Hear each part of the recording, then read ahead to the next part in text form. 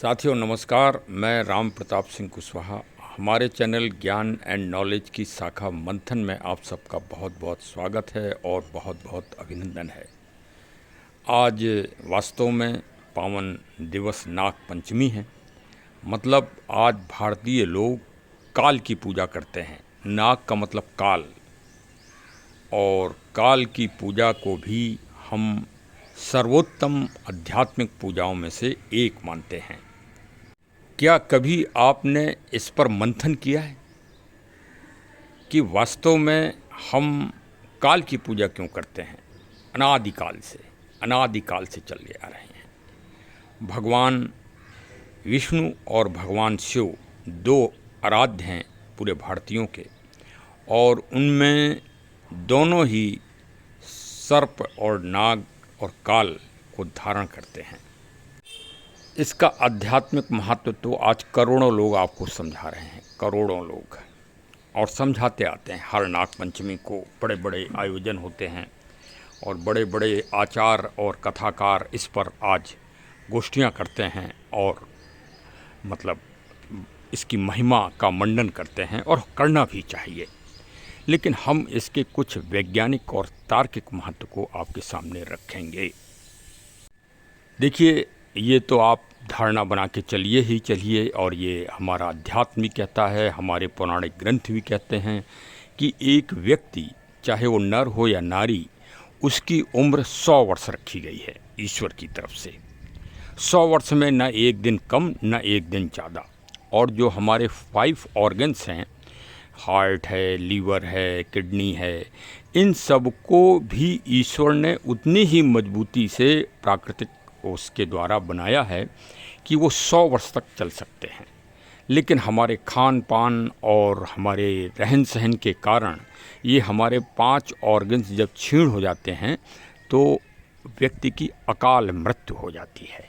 अकाल मृत्यु, इसके लिए आजकल एम्स के ऐसे PGI ऐसे बड़े बड़े अस्पताल हैं। लेकिन कालांतर में पूर्व में अगर आप नज़र डालें तो एक व्यक्ति की मृत्यु 2 ही कारणों से होती थी। या तो वो युद्ध में मारा जाए, मतलब युद्ध में पराजय में मारा जाए, और या काल सर्प दंश के द्वारा अकाल मृत्यु, या इसी तरह के और जो जानवर होते थे। लेकिन उसमें सबसे ज़्यादा आज भी अगर आप प्राकृतिक दृष्टि से, मतलब अगर आप मृत्युओं की गणना करें पूरी दुनिया में, तो उसमें सांप ही सर्वप्रथम पाया जाएगा। क्योंकि मतलब आप देख लें, सर्वे कर लें, और विशेषकर जो ये श्रावण मास का सीजन चलता है, इसमें तो ये दंश की मात्रा और अधिक हो जाती है। और इन सब की भरपाई अगर कोई आज कर रहा है, मतलब मरने की, अकाल मृत्यु की, तो सबसे बड़ा एक रोग है कैंसर। हाँ भाई, अब तो समझ ही गए होंगे आप। अब हम आपसे पूछना चाहते हैं वैज्ञानिक रूप से और मेडिकल रूप से कि उसकी दवा किस प्राणी के उस जहर से बनती है। तो बस आप यही निष्कर्ष समझ लीजिए, ये कैंसर कोई अभी थोड़ी हो गया, ये तो अति प्राचीन काल से होता है। हम लोग जानते नहीं थे इसको। कोई फोड़ा फुंसी या कोई मतलब बंद फोड़ा, इस तरह से नाम दे दिए जाते थे, लेकिन था तो ये कैंसर। आज डायग्नोज हो गया है, और ये आदमियों को ही नहीं, ये जानवरों को से भी इसकी मृत्यु होती है। बड़े बड़े हाथी, गाय और कुत्ते, डॉग्स, सबको कैंसर होता है। तो ये तो एक शारीरिक क्रिया है, चलती आ रही है। लेकिन इसका काट किसके पास है? इसका काट सिर्फ ये जहरीले नाग जिनकी हम पूजा करते हैं, सिर्फ उन्हीं के पास है। हाँ, और ऐसा नहीं है कि इस खोज को कोई आज किया हो, 1-2 साल, 10 साल, 20 साल, 100 साल पहले।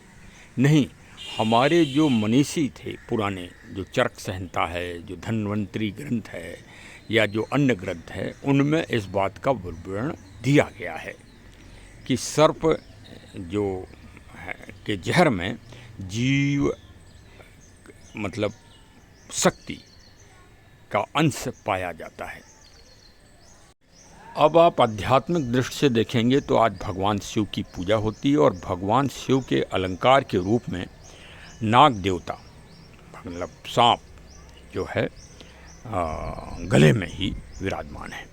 तो गला सबसे व्यक्ति का शरीर के सुंदरता में अगर कोई स्थान रखता है तो वो गले का महत्व होता है, और वहीं भगवान शिव को धारण करते हैं। इसका संबंध समुद्र मंथन के उससे भी है कि समुद्र में जहर निकला था, तो वो जहर प्रकृति के संतुलन को बनाए रखने के लिए और सृष्टि बची रहे, कि अगर एक बूंद भी वो जहर समुद्र के वाष्पीकरण या पानी में पड़ जाता तो ये पूरी सृष्टि ही खत्म हो जाती। एक बूंद अगर पड़ जाता, एक बूंद।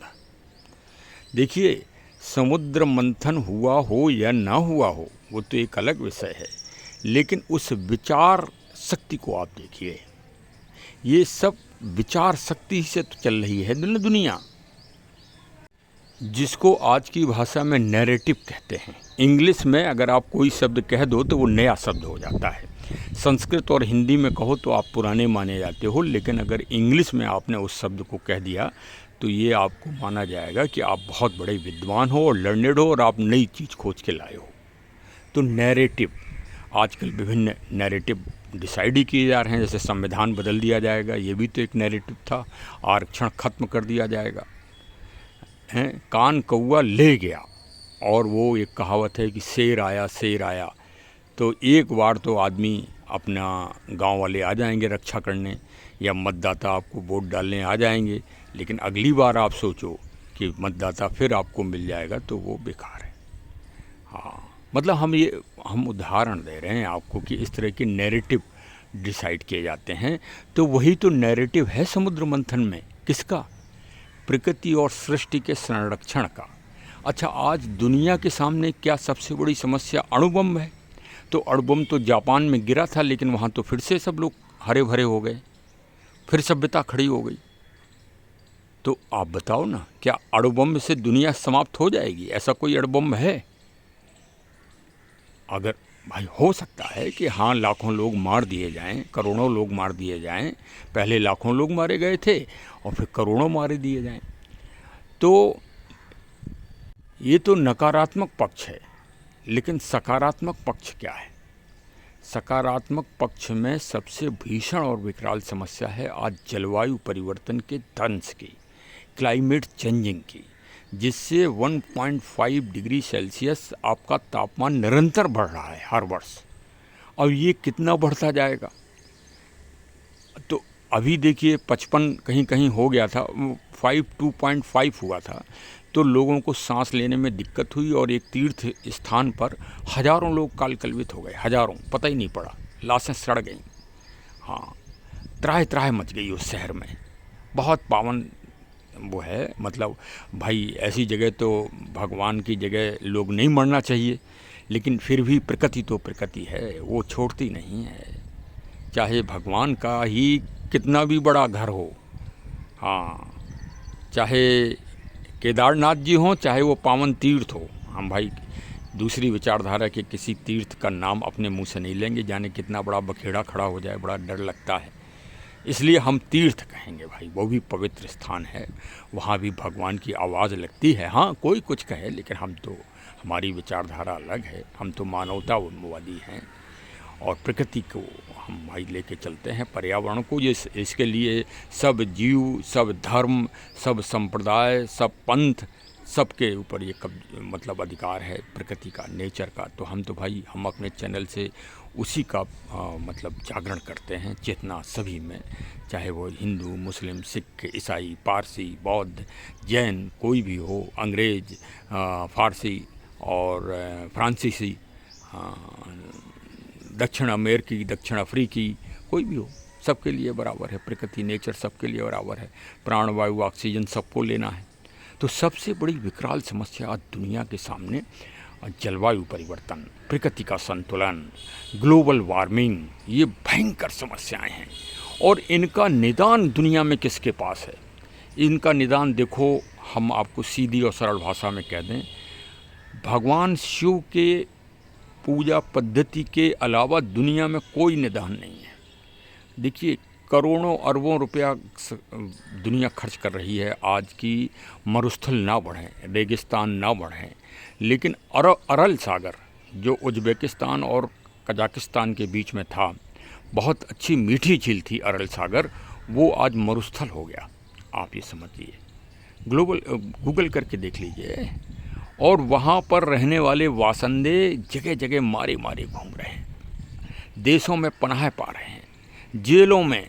कनाडा में जो आदमी जाता है ना शरण लेने के लिए, पहले उसे जेल भेज दिया जाता है और वो मानवता की दुहाई देता है कनाडा देश।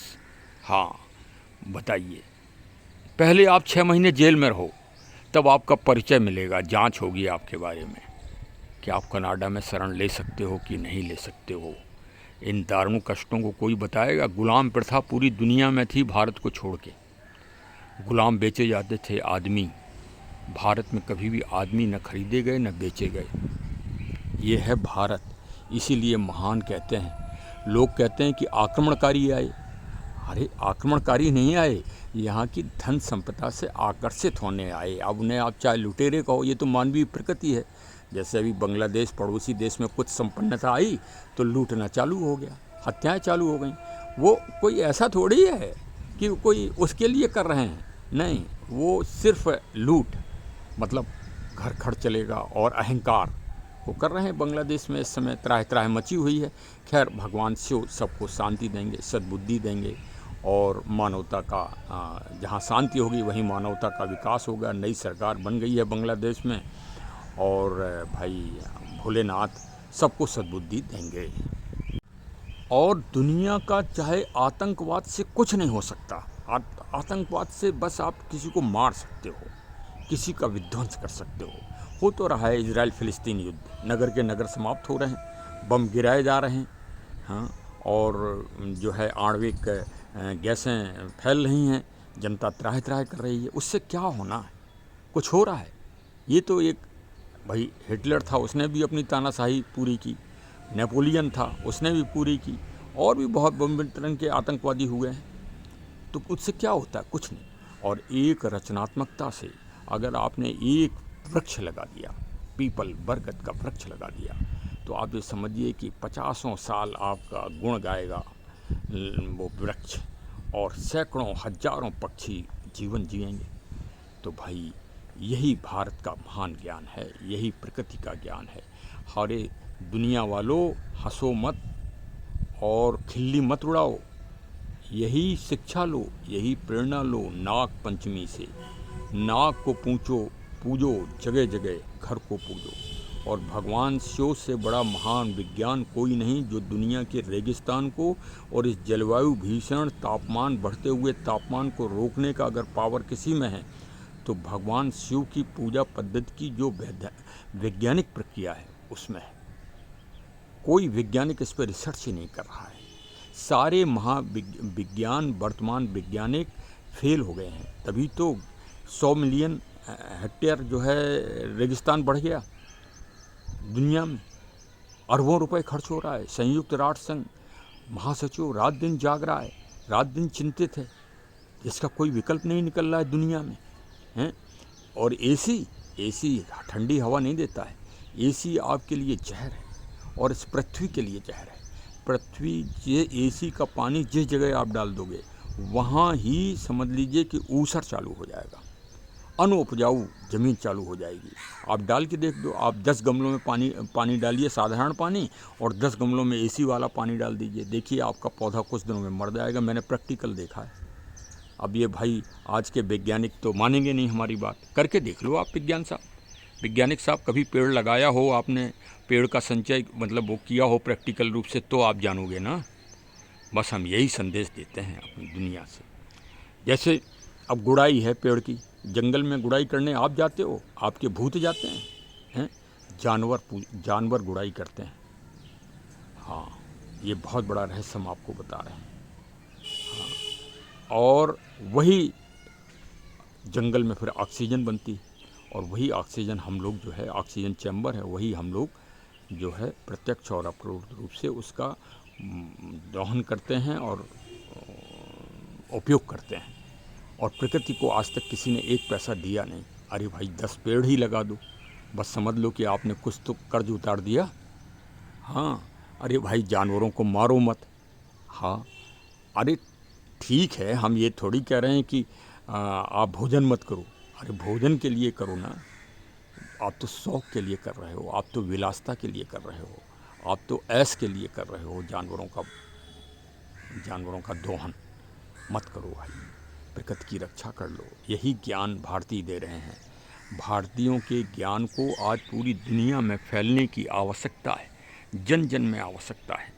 जैसी फ्राइड ने कहा है कि जैसी शिक्षा और जैसे विचार और जैसा दर्शन आप दुनिया में देखोगे, आपके बच्चे और भावी पीढ़ी उसी के अनुसार बनेगी। हाँ, उसी के अनुसार देख लो। हम तो कह रहे हैं कि भाई आप दुनिया के उदाहरणों को देख लो, आप तो आपको अपने आप स्थिति क्लियर हो जाएगी। तो शिक्षा अंधकार दूर करती है, और तो आप प्रकृतिमयी शिक्षा को दुनिया में फैलाइए, प्रकृति के संरक्षण की प्रत्येक हर पाठ्यक्रम में रखिए। तो चलिए, आज इतना बहुत हो गया। हमारे चैनल को अवश्य सब्सक्राइब कर लीजिए। पावन नाग पंचमी की हार्दिक से हार्दिक शुभकामनाएं। और ये वीडियो क्लिप भगवान काशी जी के हम डाल रहे हैं। विश्वनाथ, जो विश्व के नाथ हैं, उनके आप दर्शन करिए और हर हर महादेव बोलिए। जय भोलेनाथ, हर हर महादेव। क्लिप जरूर देखिएगा।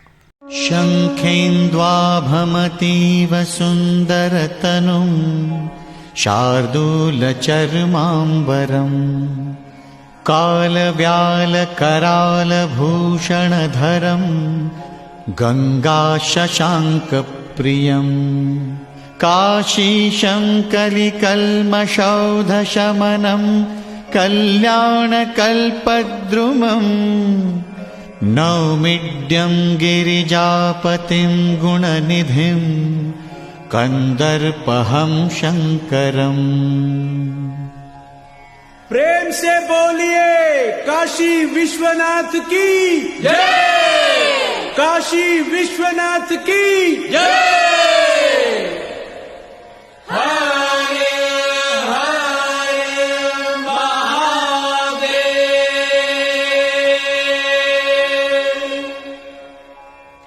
अब यही निवेदन कि हमारे चैनल को सब्सक्राइब कर लें और रक्षाबंधन के दिन प्रतियोगिता परीक्षा रक्षा से रक्षा 2024 में अवश्य भाग लें।